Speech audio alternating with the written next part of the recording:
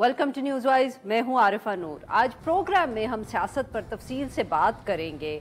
बहुत से इश्यूज हैं, इलेक्शंस के हवाले से अब भी बहुत सवाल उठाए जा रहे हैं। वज़ीर आज़म साहब ने जब खुद ही सेंसस का मामला उठा दिया है तो जो गैर यकीनी थी कि इलेक्शंस वक्त पर होंगे उसमें इजाफा हो गया है।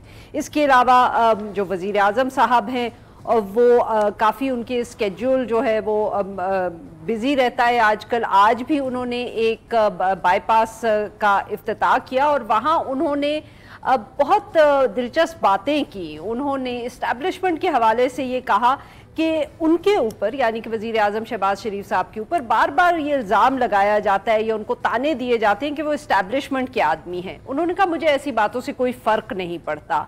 सिपा सलारों से उन्होंने कहा मैं मिलता रहता हूँ, हर किसी से मिला हूँ, चाहे हुकूमत में चाहे अपोजिशन में, मगर मकसद सिर्फ ये था कि उनके साथ ताल्लुकात बेहतर हों, हुकूमत और इस्टेब्लिशमेंट जो है वो मिलकर मुल्क को आगे बढ़ाए और मुल्क जो है वो तरक्की करे। तो उन्होंने कहा हमने अब फैसला किया है कि हम मिलकर मुल्क को आगे लेकर जाएंगे और इसके अलावा उनको किसी बात से फ़र्क नहीं पड़ता। इसके साथ साथ अभी भी तनाज़ा खड़ा हुआ है, इशू है जिस बर्क रफ्तारी से पार्लियामेंट में कवानीन बनाए जा रहे हैं। कहा जा रहा है कि 2 या 3 दिन में 50 से ज़ायद जो कवानीन हैं ये पार्लियामेंट जो अब कुछ दिन की मेहमान है वो बना रही है। और इसमें से एक जो कानून पिछले दिनों में आया सेनेट में, उस पर तो अब बहुत ही ज़्यादा इशू अब बन चुका है।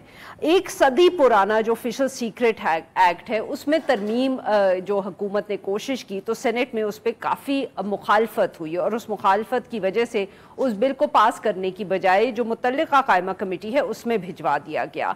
आज़म नज़ीर तारड़ साहब ने ये बिल पेश किया था और फिर उस पर सेनेटर रज़ा रब्बानी साहब ने बहुत तनकीद की। उन्होंने कहा कि उनको ऐसा लगता है कि जैसे वो सेनेट में नहीं किसी राजवाड़े में आए हुए हैं। उन्होंने कहा कि लगता है कि उनकी आंखें और हाथ बांध दिए गए हैं। इसके साथ साथ फिर बाकी भी जो सेनेटर्स थे हुकूमती बेंचेस से उन्होंने एतराज़ किया। सेनेटर कामरान मुर्तज़ा साहब बोले।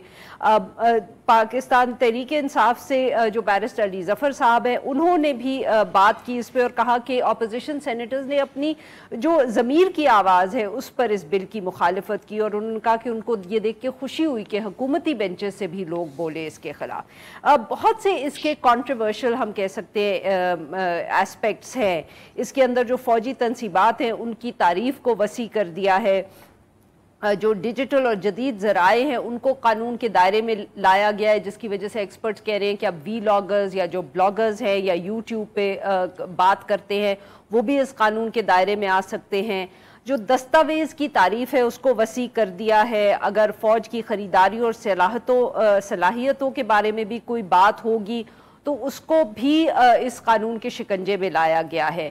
इसी तरह दुश्मन की तारीफ में कहा गया है कि कोई भी शख्स जो बराह रास्त या बिला वास्ता जानबूझकर या गैर इरादी तौर पर किसी गैर मुल्की ताकत, गैर मुल्की एजेंट, गैर रियासती अनासर, तंजीम, इदारे, अंजुमन के साथ काम कर रहा हो तो वो पाकिस्तान के तहफ़्फ़ुज़ और मफाद को नुकसान पहुँचाने के जुर्म में पकड़ा जा सकता है। बहुत तनकीद हुई है इस सब के अंदर और इस बात पे भी ख़ास तौर पे तनकीद हुई है कि इस कानून के अंदर जो तब्दीली की गई है तो उसके ज़रिए अब इंटेलिजेंस एजेंसीज़ के जो ऑफिशल्स हैं उनको ये इख्तियारात दिए गए हैं कि वो किसी भी वक्त किसी भी जगह या शख्स को बग़ैर वारंट के ना सिर्फ वो कहीं दाखिल हो सकते हैं, तलाशी ले सकते हैं और अगर ज़रूरत हो तो ताकत का इस्तेमाल भी कर सकते हैं और किसी चीज़ को ज़ब्त भी कर सकते हैं। अब बहुत एक्सटेंसिव पावर्स हैं और इसीलिए शायद शुक्र है अब सेनेट में हुकूमती बेंचेस से भी आवाज़ उठी और लग रहा है कि अब कुछ दिनों के लिए तो आखिरकार इस बिल को रोक लिया गया है। सुप्रीम कोर्ट में भी इस मामले को उठाया गया। एतजाज़ आसिल साहब जो वहाँ बात कर रहे थे मिलिट्री कोर्ट्स के हवाले से, उन्होंने कोर्ट की तवज्जो दिलाई इस कानून की तरफ से, जिसपे चीफ जस्टिस साहब ने कहा कि देखते हैं कि अभी जो पार्लियामेंट है वो इस पर क्या रद्द अमल देती है। सारे मामले पे गुफ्तगू करने के लिए आज हमारे साथ मौजूद है चौधरी एहसन साहब, सीनियर सियासतदान हैं, साबिक सदर supreme court bar association. Welcome to the show sir. जी चौधरी साहब, किस तरह देख रहे हैं आप जो कवानीन पिछले दिनों में भी पास हुए हैं और ख़ास तौर पर ये जो ऑफिशियल सीक्रेट एक्ट है सर, इस पर तो आज फिर पाकिस्तान बार काउंसिल ने भी रद्द अमल दिया है, हुकूमत को कहा है कि इसको वापस लें। इस पे तो मैं आता हूँ। आरिफा पर मैं एक चीज पहले आपसे अर्ज करूं। पहला, एक जमहूरी दस्तूर और जो असूल है, रवायत है कि जब पार्लियामेंट अपने लास्ट मंथ में होती है, आखिरी उसका महीने है, 2-3 माह, तो वो इस तरह लेजिस्लेशन नहीं करती, कम अज कम जिसपे इख्तलाफ हो सकता हो, वो अगली पार्लियामेंट, नेक्स्ट पार्लियामेंट के लिए छोड़ देती है कि वो मैंडेट लेके आएगी, फ्रेश मैंडेट होगा।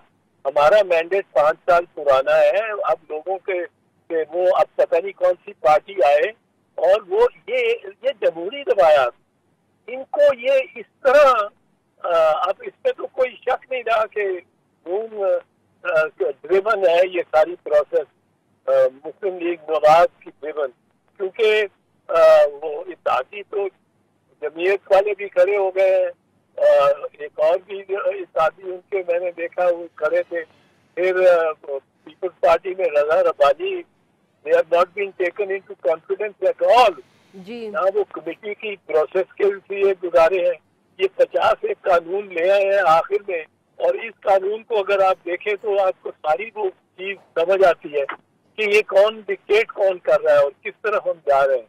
तो ये वो सारा ऐसा कानून ले आए हैं कि इसमें अच्छा, अब इसमें जो कानून लाए हैं, आपने अच्छा किया कुछ पॉइंट आउट किए, पर ये जो शिक खास है of entry and search and entry premises में, इसके बारे में ये सेक्शन 11 जो 1923 का एक्ट है, 100 साल पहले का, उसमें 2023 के एक्ट में जो मतलब अजीब ही इस किस्म की, तो मैं समझता हूँ इख्तियारात जो बदतरीन मार्शल लॉ आया है इस जमाने पाकिस्तान में, ज़ियाउल्लाह का, उसमें भी नहीं इतने। चौधरी साहब माफ करिएगा, आपकी बात यहाँ काट रही हूँ। इस कानून, मेरे जैसा इंसान, ऑब्वियसली नो लीगल एक्सपर्टीज, मैं तो जब पढ़ती हूँ तो उसे मुझे ये समझ आता है कि अगर वो किसी के घर में घुसे और आगे से कोई रेजिस्ट करे तो वो तो फिर आर्म्स भी इस्तेमाल कर सकते हैं। जब वो कह रहे हैं कि ताकत का इस्तेमाल भी कर लें वो,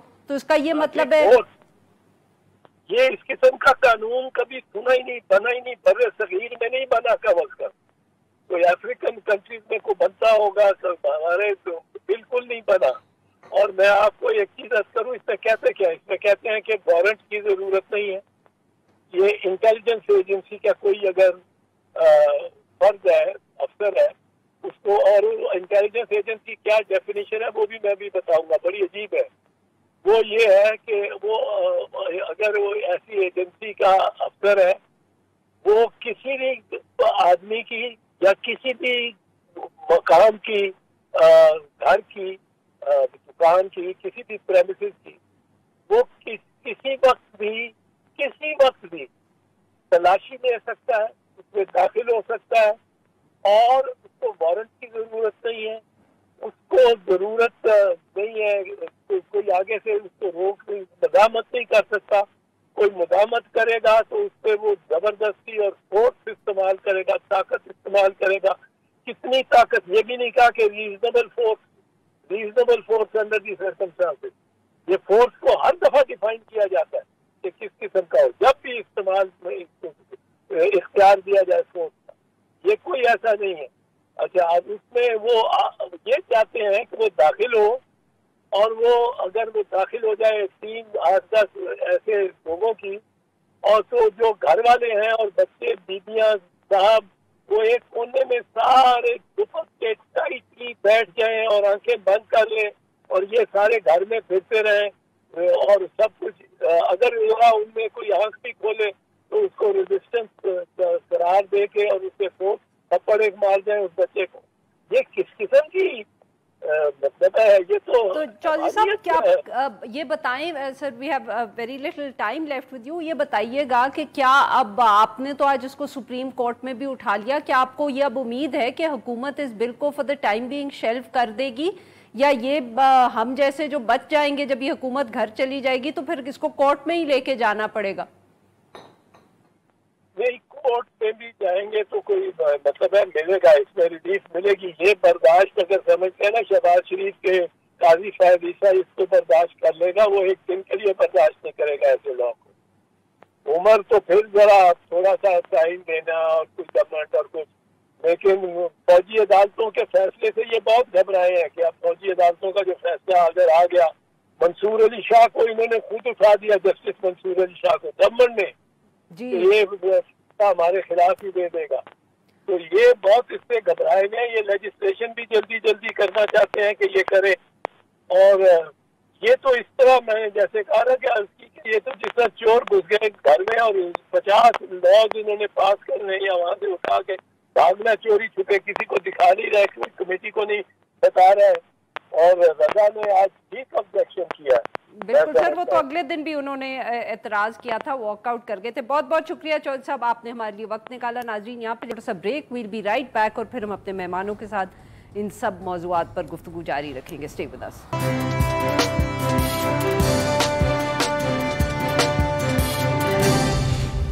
वेलकम बैक नाजरीन, हम गुफ्तगू करें कैसर अहमद शेख साहब से, मावन खसूसी हैं वज़ीर आज़म पाकिस्तान, और हमारे ज्वाइन कर रहे हैं शाकावर साहब, माहिर क़ानून हैं, बहुत गहरी नज़र रखते हैं इन सब इश्यूज़ पे। Welcome to the show gentleman.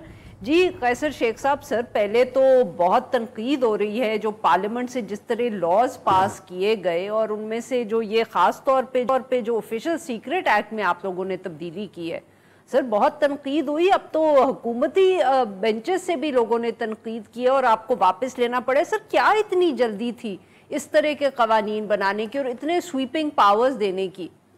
बिस्मिल्लाहिर्रहमानिर्रहीम।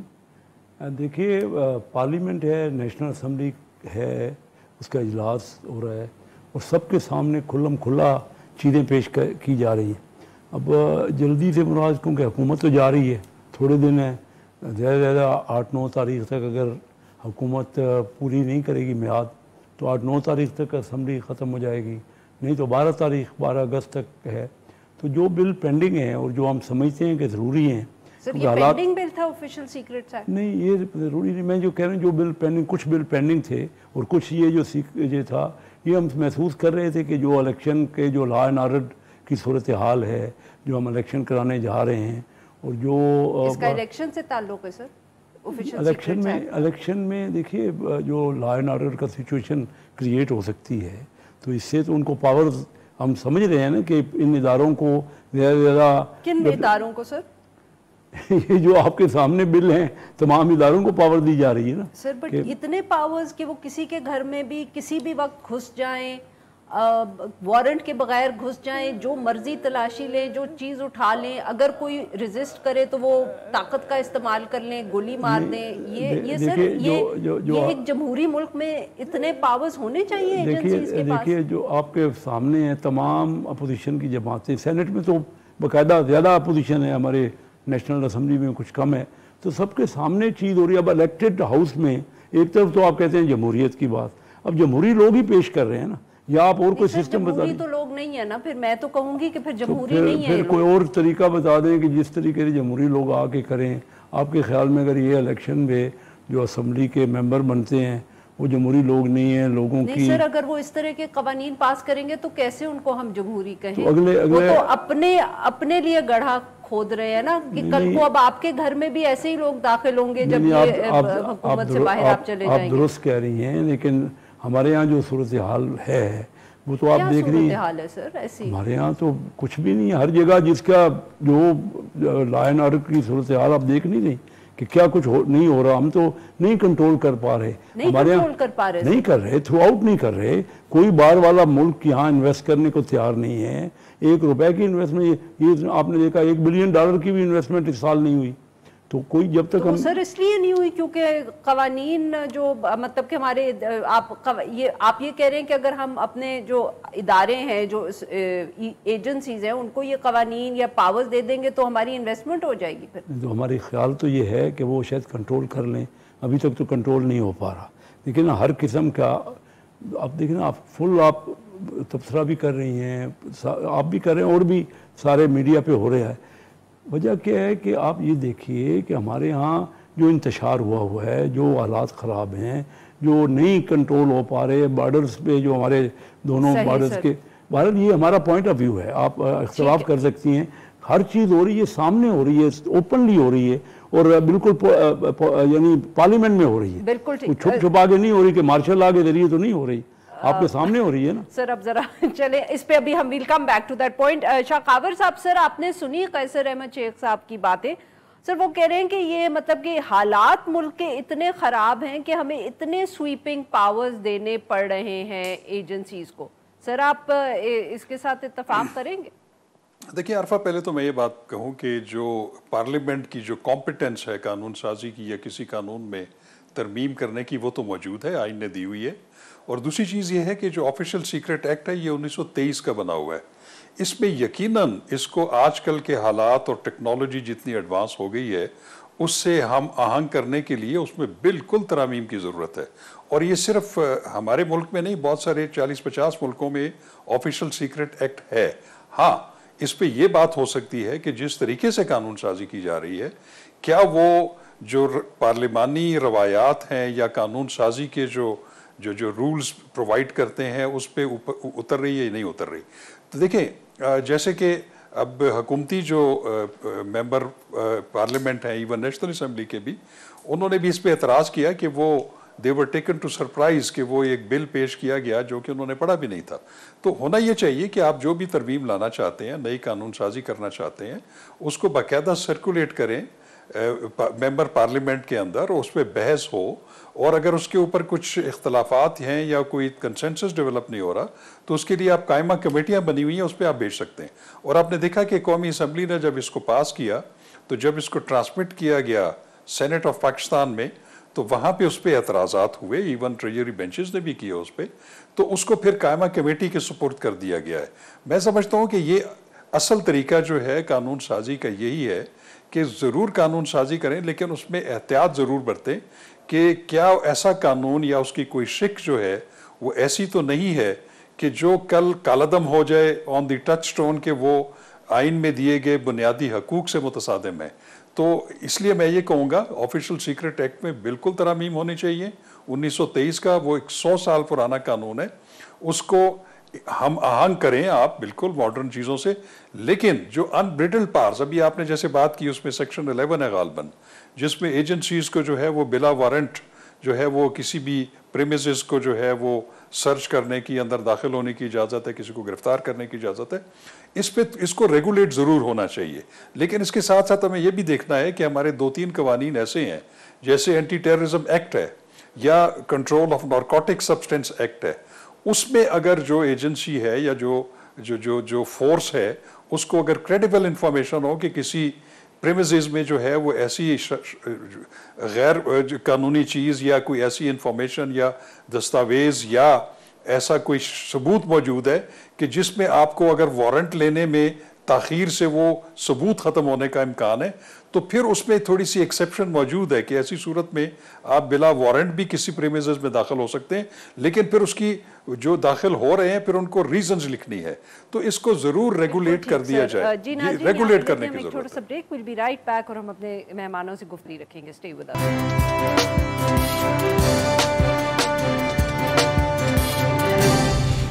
वेलकम बैक नाज़रीन, हम गुफ्तगू कर रहे हैं कैसर अहमद शेख साहब से और शाकावर साहब से, और हम बात कर रहे हैं जो सियासत में आजकल कुछ गुफ्तगू हो रही है, जो कवानीन पास हो रहे हैं।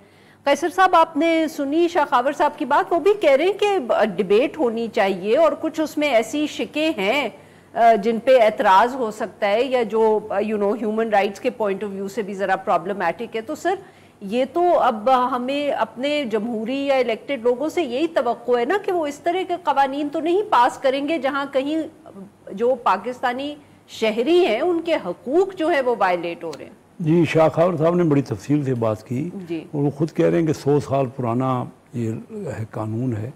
अब ये जो कुछ उसमें लकूनात हैं वो तो डिबेट हो रहे हैं बाकायदा। मैं भी असम्बली की कार्रवाई में हिस्सा ले रहा हूँ। तो पास कर दिया ना, ये तो अब सेनेट में डिबेट होंगे। जो सेनेट में डिबेट हुए और वो उन्होंने स्टैंडिंग कमेटी में पेश किया, वो भी आज हमने दोबारा कौमी असम्बली में कहा कि जॉइंट सेशन करें, क्योंकि हमारे पास तो इतना टाइम नहीं है इस कौमी असम्बली के पास कि वो ये इंतजार भी तो कर सकते हैं कि अगली जो पार्लियामेंट आए वो इसको पास कर दे। हम ये 9 मई का जो वाक़या हुआ ना, देखिए कुछ मरूद खातिर रखें कि किसी मुल्क में इस तरह नहीं होता कि अपनी फ़ौजों पर ही चढ़ाई कर दी। ये कौन से ऐसे लोग हैं? 9 मई के हवाले ये से उससे भी उसका भी बिल्कुल पेश है, उसके भी यानी जो है जो कुछ कन्वेंसेस हुए हैं वो की भी वजूहत हैं, उसकी भी रीजन है। शाह खावर साहब, सर आप इससे इत्तेफाक करेंगे कि ये जो 9 मई का वाकया हुआ है उसके इस कानून की बहुत ज़रूरत महसूस हुई है? कि ये शायद उस पे फोकस्ड हो 9 मई के हवाले से, लेकिन एक बात ज़रूर है कि ये जो जहाँ तक मैंने इसका मसवदा पढ़ा है, इसमें जो इसका इतलाक़ होगा, जो अभी मुजवज़ा तरमीम है, अभी तो पास नहीं हुई, अभी तो सेनेट में भी वो पेंडिंग है, उसमें तजवीज़ ये है कि इसका इतलाक़ जो है वो प्रोस्पेक्टिव होगा, जब कानून बनेगा उसके बाद की इवेंचुअलिटीज़ में होगा, रिट्रोस्पेक्टिव नहीं होगा, माजी से नहीं होगा। तो मैं समझता हूँ कि फिर उसको 9 मई के वाक़यात से आप नहीं फिर वो कनेक्ट कर सकते कि अगर उसका जो इफ़ेक्ट है वो प्रोस्पेक्टिव हो, तो फिर मेरा ख्याल है कि इसके पीछे बिल्कुल विजडम होगा कि कुछ चीज़ों को ट्रांसफॉर्म करना है आपने मॉडर्न टाइम्स के साथ कवानीन को। लेकिन फिर मैं ये कहूँगा कि इसकी छांच पटक इसलिए करनी चाहिए पार्लियामेंट के अंदर, क्योंकि जो आर्टिकल 8 है आईन पाकिस्तान का, वो ये कहता है कि हर वो कानून या उसकी कोई शिक जो कि आइन में दिए गए लोगों के जो शहरियों के बुनियादी हकूक है उससे मुतसादम हो तो वो काबिल मनसूखी होगा, तो बजाय इसके कि वो बाद में काबिल मनसूखी हो। बताइएगा सर कि क्या आपको लगता है कि ये बहुत जरूरी है कि इसको इसी पार्लियामेंट में पास कर दिया जाए? Can it not wait for the new parliament, the new government? देखिए मैं आपको बताऊं कि वो लेजिस्लेचर का एक विस्डम होता है कि वो कौन सी कानून साजी किस वक्त करना चाहते हैं।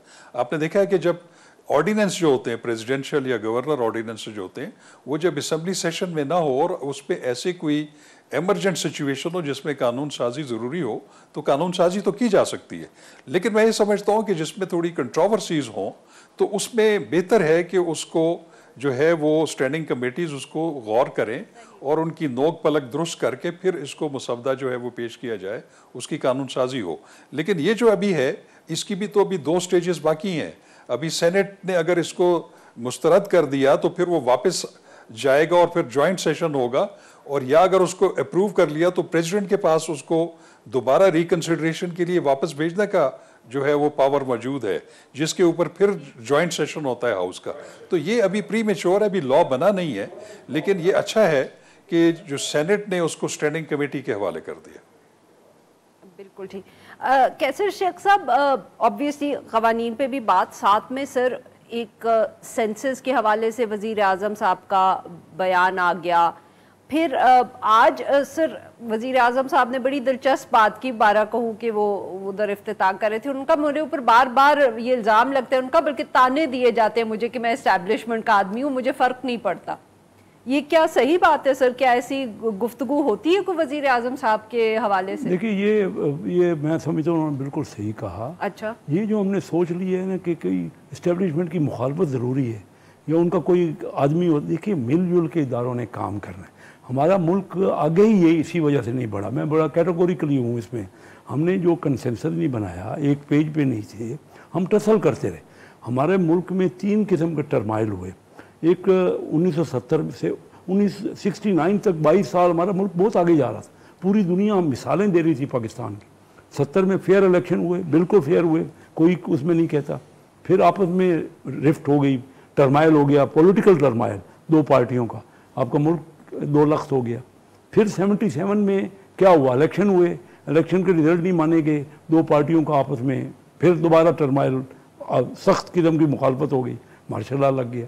अब ये तीसरी बार चोर डाकू कहा गया।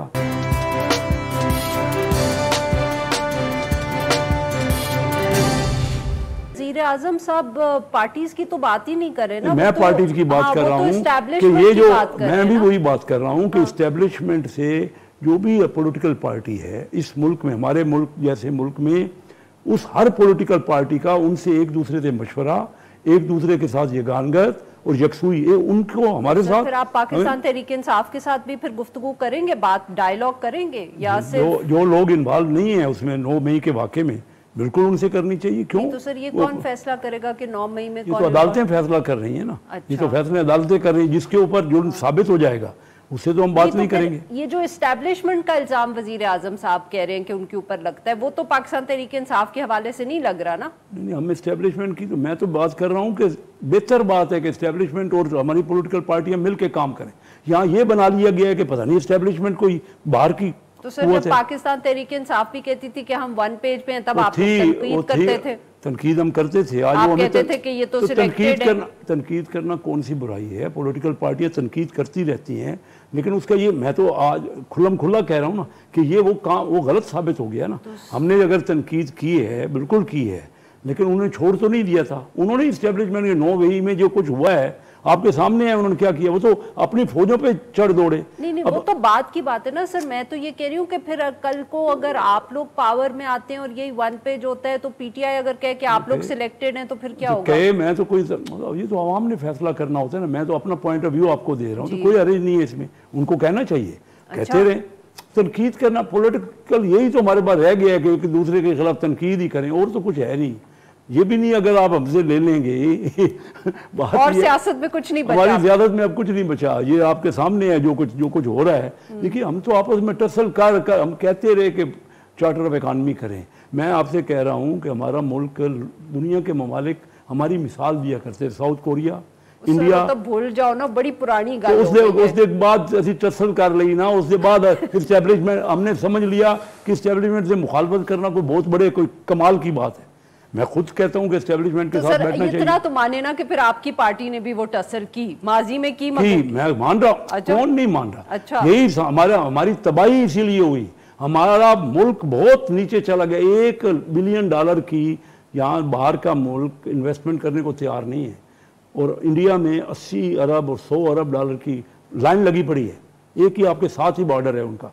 हमने क्या किया है? आज हम रियलाइज करना पड़ेगा, और लोगों के म्यार जिंदगी फर्क क्या, आम आदमी को भी सोचना पड़ेगा। मेरा वोटर है ना, मैं तो उसको कन्विंस करता हूँ। अच्छा सर, वेरी क्विकली मुझे अब शाह साहब के पास जाना है कि ये आपकी बातों से मुझे लग रहा है कि वो वोट को इज्जत दो वगैरह all gone, story of the past. नहीं, वो जो जिस वक्त उन्होंने की आज तो नहीं कर रहे।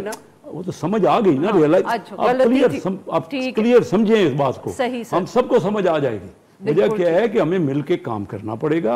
हम टसल में मुल्क अपने को तकलीफ पहुंचा रहे हैं, नुकसान कर रहे हैं। और जहां जहां टसल हमने की, 3 बार मैंने आपको बताया, तीनों मौकों पे हमारा मुल्क तो बहुत आगे जा रहा था। अभी भी अगर जब से ये शुरू हुआ है, आप देखिए कि स्टॉक एक्सचेंज 8000 इंडेक्स बढ़ा है पिछले 1 महीने में, और जुलाई में दुनिया की बेस्ट परफॉर्मिंग है हमारी स्टॉक एक्सचेंज। थोड़ा सा उस तरह हम रुझान की है, सबको करना चाहिए मिलजुल के। मैं नहीं कहता ना, उनकी भी बात मानी जानी चाहिए, हमारी बात भी मानी जानी चाहिए। सॉरी शाह साहब, जी शाह साहब, ये बताइएगा कि जो वजीर आजम साहब ने सर सेंसस के हवाले से बात की है, तो उसके ऊपर फिर एक दफे वो गैर यकीनी होगी कि अब तो इलेक्शन में बहुत ताखीर होगी। तो सर अगर ये अब सीसीआई में फैसला हो जाता है नए सेंसस की नोटिफिकेशन का, तो सर पर कितना हम कितनी डिले या ताखीर आप देख सक रहे हैं हो सकती है 3 महीने से आगे टू होल्ड दी इलेक्शंस? जी, ये बड़ा अहम है। देखिए, बात ये है कि अगर इंतखाबात में किसी वजह से ताख़ीर हो सकती है तो वो बिल्कुल सेंसस है। उसकी वजह ये है, आर्टिकल 51 है कॉन्स्टिट्यूशन ऑफ पाकिस्तान, जो कौमी असम्बली उसके बारे में जो है वो उनका अहाता करता है। उसमें यह भी है कि जो कौमी असम्बली की जो नशिस्तें हैं उनका तयन जो है वो मरदमशुमारी के ज़रिए किया जाएगा आबादी के तनासब से। अब अगर इसको नोटिफाई कर दिया जाता है जो अभी हालिया सेंसस हुआ है, या अगर नया सेंसस किया जाता है, चूँकि आपने देखा है कि बहुत सारे एतराज़ात आ रहे हैं MQM की तरफ से, दूसरी पार्टीज़ की तरफ से, तो फिर क्योंकि सेंसस एक बहुत लंबी एक्सरसाइज है, और सेंसस जब उसका रिजल्ट नोटिफाई हो जाएगा तो फिर कौमी असम्बलियों की जो डीलिमिटेशन है वो पूरा एक प्रोसेस है। ये मेरे ख्याल में कुछ 4-5 महीने का तो ये बिल्कुल प्रोसेस है, इतना टाइम तो फिर लग जाएगा। तो अब ये बड़ा अहम जो है वो ये है कि अभी जो काउंसिल ऑफ कॉमन इंटरेस्ट का इजलास होने जा रहा है, उसमें अगर ये मौजूदा सेंसस को नोटिफाई कर दें तो फिर ये आईनी मजबूरी हो जाएगी कि फिर कौमी असम्बली की जो नशिस्तें हैं उनका तयन जो है या उनकी डीलिमिटेशन वो सेंसस की बेसिस पे होंगी। माफ करिएगा सर, पर ये बताइएगा कि क्या उसके लिए तो फिर आपको पार्लियामेंट की 2/3 मेजॉरिटी नहीं चाहिए होती है? नहीं, बिल्कुल भी नहीं होनी चाहिए, चूंकि उसको फेडरल गवर्नमेंट जो है उसका काम है कि वो मरदमशुमारी जो आपकी लेटेस्ट हुई है उसको नोटिफाई करे। अगर वो नोटिफाई होगी तो फिर लाजिम है कि कौमी असम्बलियों की जो हल्का बंदियाँ हैं वो नहीं हों। जब कौमी असम्बली की हल्का बंदियाँ नहीं होंगी तो फिर सूबाई असम्बलियों की हल्का बंदियों में भी फ़र्क पड़ता है। तो ये एक आइनी तकाजा है। बिल्कुल बिल्कुल ठीक। बहुत बहुत शुक्रिया हमारे दो मेहमान, उन्होंने हमारे लिए वक्त निकाला। नाजरीन, आज के लिए बस इतना ही। Will be back tomorrow at the same time.